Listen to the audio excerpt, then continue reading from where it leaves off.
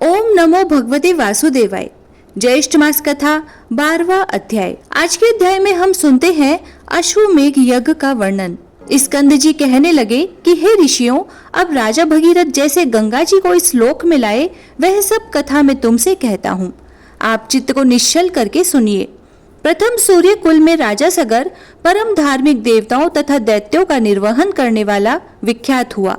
वह नीति को जानने वाला और अति कुशल था। अयोध्या में अपनी राजधानी बनाकर पूर्व के समान 7 द्वीपों की रक्षा करता हुआ समस्त पृथ्वी का शासन करता था।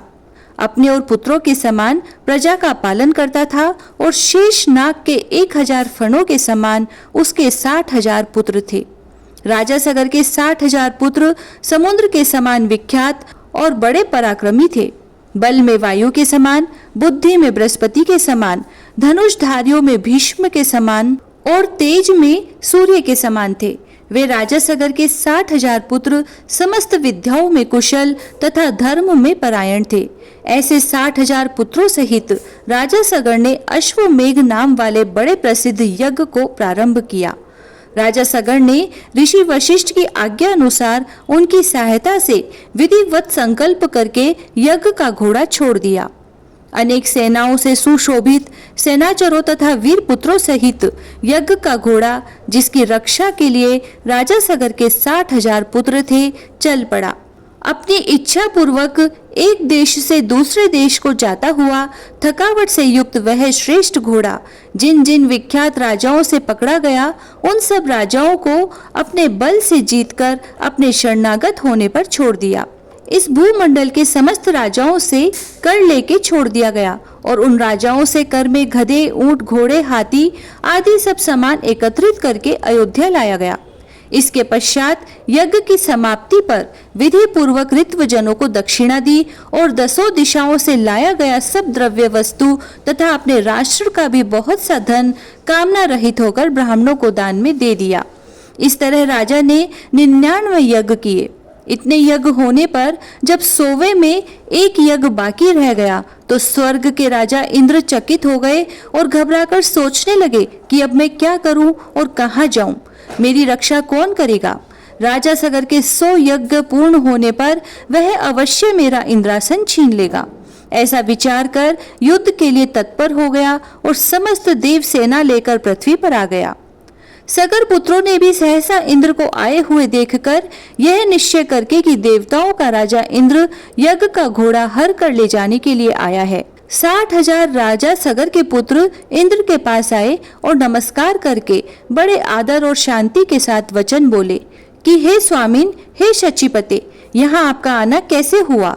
सगर पुत्रों के ऐसे वचन सुनकर इंद्र, जिनका होठ क्रोध के मारे कांप रहा था, बोले कि तुम मेरा यह सब राज्य और इंद्रपद सब कुछ हरण करने के लिए तैयार हो रहे हो और अब बच्चों के समान श्रेष्ठ और मधुर वचन बोल रहे हो, जैसे तुमको कुछ पता ही नहीं। ऐसा कहने पर सहसा देवता लोग शत्रु सेना पर प्रहार करने लगे। सगर पुत्रों ने भी युद्ध आरंभ कर दिया और भयप्रद तुमुल युद्ध आरंभ हो गया।